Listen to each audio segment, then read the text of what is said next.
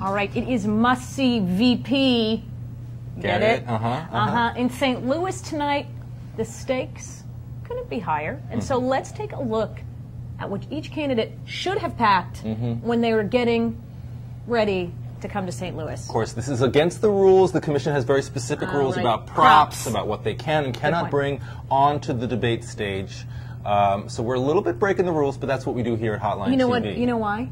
This isn't a conventional campaign. This is not a conventional campaign. If that's what you're looking for, you're all not going to find it here. you people in your Georgetown cocktail parties, you know, these might not be the kinds of rules you would play by, but this is how we play. That's right. Here at Hotline TV. All right. So Sarah Palin, what should she bring, do you think, tonight in order to really score that knockout punch that she needs against Joe Biden? All right. If I had one, I'd bring out a rubber chicken. A little sense of humor would be good. I think that part of her problem is she's been taking herself. Remember, you're supposed to laugh, get it? Like it's a gag. The rubber chicken, you know, just to show this is funny. Okay. I got a sense of humor look. I don't know, whoopee cushion. Sure. Something like that. But basically to show I have a little bit of sense of humor. Maybe even make fun of the whole I can see Alaska from my house thing. She's spent so much time trying to defend this stuff. Okay. I think move away from it. Show that she can take herself not as seriously, even though she's a serious person. Those are two different things. I'm going to be a little bit cynical here, but look, I think the best way for her to get through tonight is with a script. All right, so if she were to have brought with her a script, which I know is fully against the commission's debate rules, I think that we could be looking at a really strong surge coming out of this debate for Sarah Palin. Anything else? If you have a script, don't you need to know the questions?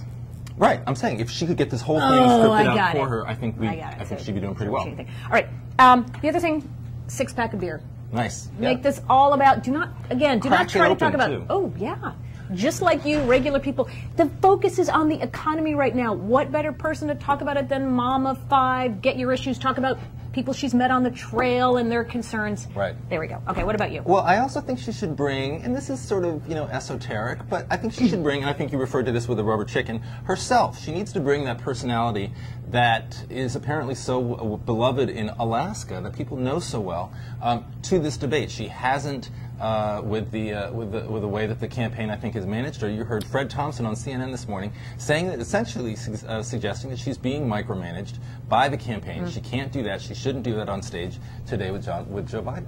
Interesting. All right. Let's Joe move Biden. on to the second-tier vice presidential candidate. And I only mean second tier in the sense that it's not he's about less Joe important. Biden. You know what it's a little bit like? It's a little bit like a wedding. And the groom, that's right, nobody cares if the groom shows up. I mean, actually, all they do is they care if he shows up. They do not care about anything other than that is so true. He says the right things. In fact, one of the props I think Joe Biden should bring tonight is a chair. I mean, they're going to be standing at podiums. That's the rules set up by the commission. But this is, as you say, a night about the bride. It's a night about Sarah Palin. And he's probably going to be kind of exhausted by the end of the debate, just sort of standing there the whole time. He might as well just bring a chair, a nice comfy sort of Barca-lounger, sort of, you know, recliner. Sit back and watch the debate. Well, she has the beer, so he can just crack it open. And he doesn't drink, though. Okay. How about this? Oh my gosh, I just had a total mind forgetting thing. Do you want me to move on? Yeah, I'm going to call my lifeline. I'm going to call my lifeline. You go with your next one, because I had it. Well, this is sort of going to be a kicker, but this is live TV, and this is what we do here on live TV. You know, Senator Biden clearly has a little bit of trouble with Amtrak. Last night he missed the vote on Amtrak funding because he was on Amtrak. So I think he's going to be in St. Louis. I'm not even sure it's on the railway line, although I think it is, because I once took Amtrak to St. Louis.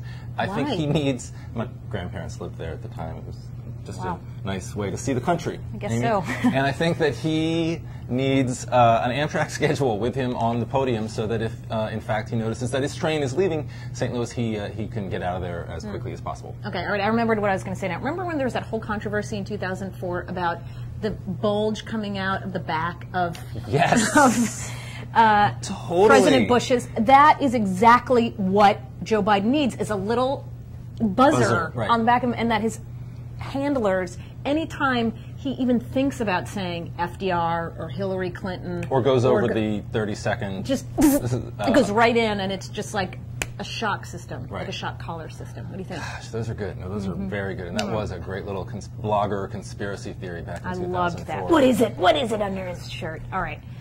That, though, is all we have today for Hotline TV.